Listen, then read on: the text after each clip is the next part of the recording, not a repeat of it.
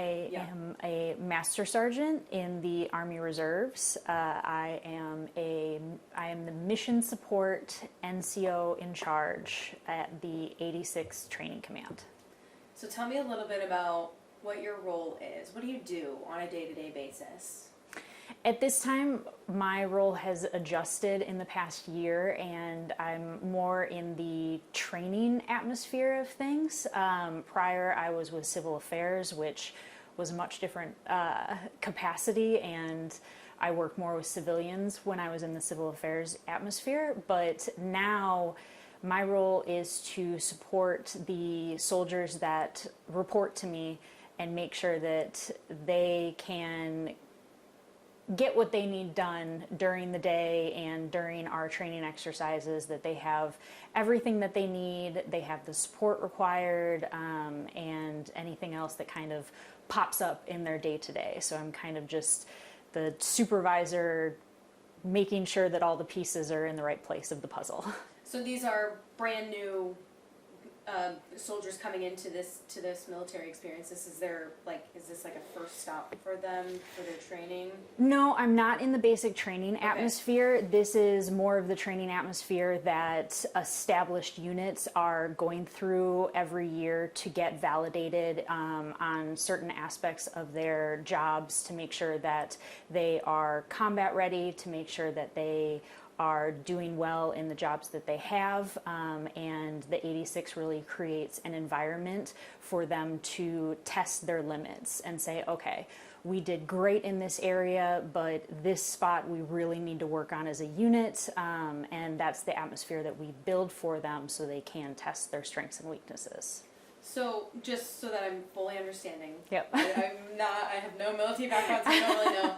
Is they're training as a unit, but will each individual person go into like a different area, or is everybody doing, like, some will go into combat, some will go into I don't know what another section would be, or are they all like training for the same type of job? Yeah, it depends on the unit. So the exercise itself has different components, so that if you do have a unit coming through that has combat arms, or if they have more of support jobs, that training environment kind of stress tests all of the jobs and how those support jobs are really integrating with those combat units, and is there a lack of support that all of a sudden that combat unit's like, okay, we need more of X, Y, and Z. So the environment itself is built for a myriad of jobs and how they all work together and kind of interconnect. Okay, all right. I think it's making sense in my head now. Okay. Thank you for the explainer. Absolutely. I want to ask you a little bit about you and your military background. When did you decide that going into, you said Army Reserves? Yep, Army Reserves. When did you decide that that was the step you wanted to take? Why did you want to do that? So it was September 11th that did it for me. I was a freshman in high school, and seeing that, it kind of, a lot of people have that same reaction. It kind of stirred something in me, and I decided that, okay, the Army is what I want to do. It took a little while after graduating high school, but probably about a year and a half after I graduated high school, I decided, okay, I'm ready to do this. I'm ready to take the leap into the unknown and the scary of, okay, this is the Army and I'm going to do it, and we're in the middle of 2 wars, but this is what it is. And as a woman going into the military, what were there barriers that you faced, and what were they, if you did face any? What were the hard parts about being a woman who wanted to be in uniform? There's definitely barriers as a woman being in a male-dominated profession, and the Army still to this day is very much male-dominated. And the barriers that I faced, 18 years ago compared to what I face now are much different, but they're kind of parallel in different ways. First joining in basic, they really try to kind of remove the gender barriers, and you're a soldier, they drill that into you, and it is what it is. But you still feel the little nuances of being a female, of okay, this uniform doesn't quite fit me right, or this body armor also does not fit me right. And it's experiencing things like that and having to adjust and figure out ways to adjust to really make it work for you. So there were different things that, we were using tape on some of our body armor so that we could loosen it in certain spots, but tighten it so that as we're running and experiencing that, it's not, moving all over the place. Some of the other barriers after I left that training environment is you're going again into a very male-dominated profession. And so for me, it felt every day, every time I put that uniform on and walked into my unit at the time, I felt the pressure of having to be as good, if not better, than my male counterparts to be looked at the same way, and or just looked at on an even keel. And okay, that's private whoever, that's Private Pool at the time. We don't have to worry about her because she's a female. She's with us on the male standards. She doesn't cause any problems. She doesn't raise any issues from being a female.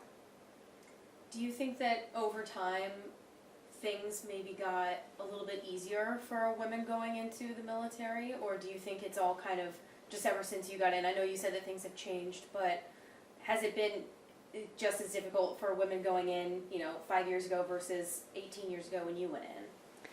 I think that there are some things that have gotten easier and some things that have gotten more difficult. I think that the things that have gotten easier are easier because of certain regulations that have been put into place and certain guidelines that we now have that makes our commanders and our first sergeants and our leaders able to understand more of how to lead females or how certain situations impact females. And I know that, just as an example, there's a big one going around right now about the appearance regulations that are being changed and updated.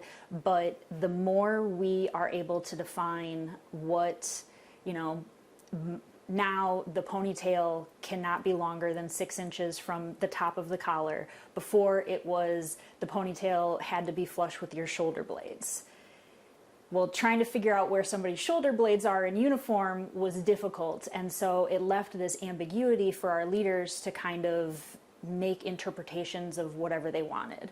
Whereas when you implement more guidelines, some might think that is kind of decreasing the understanding of what it's like to be a female in the military, but in a leader's eyes, they're giving their leaders or those that report to them a more defined way to support the females in their formations.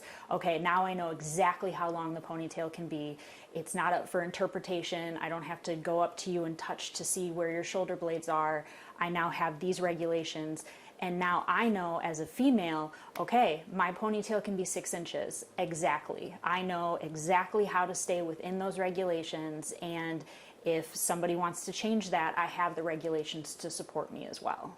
So sometimes those regulations are very helpful. Yes, absolutely. Yeah. I think that as a female, when there's things that are more defined in black and white, it supports the female to understand left and right limits, and it also supports the leadership in knowing, okay, these are the left and right limits that I have for all of the soldiers in my formation, and these are the standards that I'm going to implement for all soldiers in my formation, and they know that it's black and white. There's no nuance there. Yeah, there's no room to mistake what you're looking at. Exactly. Yeah. Mm-hmm. Okay, kind of switching gears now. Yeah. What the basis of this story is Pete Hegseth obviously gathered everybody, all the top leaders, military leaders in Quantico, to give this big speech. What was your initial reaction before you heard the speech, but just knowing that, okay, the top dog is calling all the other top dogs? Yes. Like, what was your response to that? What were you thinking? My gut reaction was so much anxiety because of just the state of the world and what it is right now. It could have been a million different things that all of our top leadership was being brought in to discuss. And so the initial reaction was, what is coming from this? What is going to happen? Is there a conflict that is going to pop up that is going to impact me and my family? So there was a lot of anxiety, and then once that kind of subsided and kind of like, okay, what else could there be? Then it was just a lot of curiosity of this is kind of unprecedented. I can't remember ever there a time where there was that much leadership and that much weight in the same room that was going to hear directly from the Secretary of Defense or Secretary of War. Mm-hmm. What was the response when you learned, okay, he's just giving a speech? It doesn't sound like he's announcing that there's any kind of conflict. We learned that it was a speech, and then after, I'm sure you listened and watched the speech, what was your feelings after hearing what he had to say and what the president had to say? It was still a lot rooted in curiosity, confusion at some points, because there were things that were said that felt it was a little hard to hear at some of his points, just based on who I am as a person and trying to understand the spot that I'm in the military, knowing how my soldiers might react to these questions, or the comments that were made, trying to understand the new direction that we're headed in as a military. It feels like there's, just like the current state of the world, it's a pendulum. It kind of always swings back and forth, and right now you're kind of on that momentum of it swinging a different direction than what we had been going in a few years ago. What was your response to his sentiments, his ideas about women in uniform, being a woman in uniform? You know, I mentioned in my text, he's not kicking women out by any means, but he's certainly making certain roles a lot more difficult for women to obtain, changing some standards and physical standards and stuff like that. What is your initial reaction to that in particular? Those are the comments that I struggle with as a woman in the military to hear, because I know that in not only in a leadership position, but if I'm reporting up or whatever position I've ever been in the military, I've wanted to view it as we're all just kind of gender neutral. We're all just soldiers. And while I understand that there's definitely fundamental differences in women and men in the uniform and when we are performing our job, if you can perform your job and you can be effective in that position, then I don't believe it should matter, you know, if male, female, whatever. I think that the standards that are in the combat roles now are already gender neutral. And so every female, every woman that I have met or have interacted with that are in those combat roles are already meeting those male standards. So there was a little bit of confusion around that, and a little bit of worry, because I view the comments from the Secretary and the President coming from a positive intent. They want to make us as strong as we possibly can. But sometimes as an outsider looking in, I worry that a woman that was thinking about joining the military, she might not see that coming from a positive intent, and she might not want to join then. So I hope this doesn't hurt any of those women out there who wanted to join after hearing some of those comments. And kind of building off of that, what would you say to somebody who is considering it, or after these comments about like the importance of women in the military and the importance of women in combat roles that now could be more difficult for them to get into? What do you say about women in uniform and how important of a role they play? Oh, we are vital to the conversation in any military aspect. My position prior to moving over to a training environment was civil affairs, where our main goal was to discuss the impact of military operations on civilians on the battlefield or in the area of operation that we're in. And a lot of that does entail discussing women and children in that area. As it's a male dominated in any sort of combat role or anything like that, there's a very, very large impact on women and children in these areas that deal with conflict, combat, any of our operations. And so to have a female voice in that conversation is vital, because as much as I admire and respect my male counterparts, they have a completely different experience of life than I do. And so their opinions and their viewpoints on life are just as important as my viewpoints and my comments on life. And they can't always speak to that female perspective of, hey guys, that might not be the best move because of this impact on our local populace that's mainly women. In the same way that you wouldn't be able to speak for their life experience as well, right? Oh, absolutely. Yeah. The amount of times that I lean on my male soldiers I go up to them and I'm like, listen, I am fundamentally different than you, and I need your help to understand this regulation or this situation, even just the differences in our jobs and our background. I know that I have a mechanic on my team, and whenever we have a situation with trucks, I go straight to him. He knows that whenever we have a situation where we're working directly with the population or the populace, he comes to me and gets my input on it because of just our different backgrounds. Yeah, how necessary that back and forth is from these different life experiences. Yeah, for sure. Kind of going back to what you had mentioned about the positive intent of wanting to make this, the strongest, most powerful operation that it can be. Mm-hmm. There are a lot of people that might say, well, our military is already the strongest on planet Earth. Like, we have the strongest, most robust military. Are these changes necessary? Are these, new standards that Hegseth has been talking about, is it necessary? What do you have, in response to that? I think that to get us to the point that people say that we are the strongest military in the world is because we constantly change and we constantly evolve. And I believe that change and evolution is vital to maintaining that strength.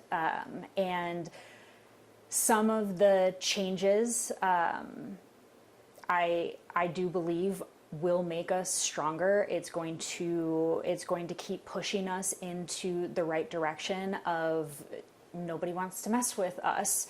And that's, as a soldier, that's the standpoint that you want, is that when you go into a conflict or combat, you want to have that confidence that nobody is going to mess with you because you are viewed as the strongest in the world.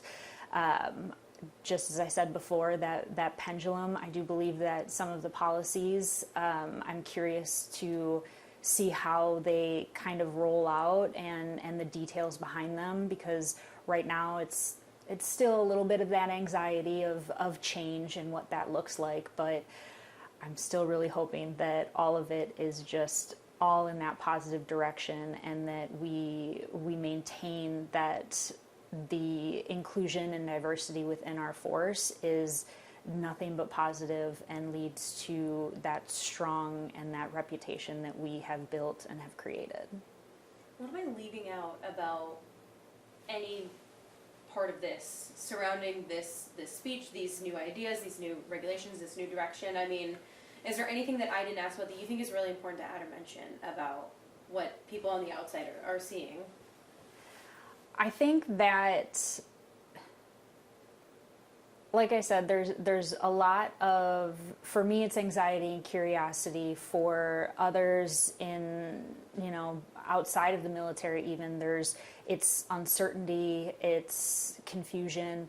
I think that at the end of the day, if we continue to look at things in the lens of positive intent and hope that it is going to continue the right direction, while also having open and honest conversations about where the struggles come from and why we believe that, X, Y, and Z happening is hurting us in the long run, I think that's the most important thing. As a woman in the military, talking to you today it's brought a little bit of anxiety because I wear the uniform quite regularly, and I want to make it clear that I support our military. I love my job in the military, but if there's something that is cause for concern, that I feel comfortable bringing it up to my leadership. And I believe that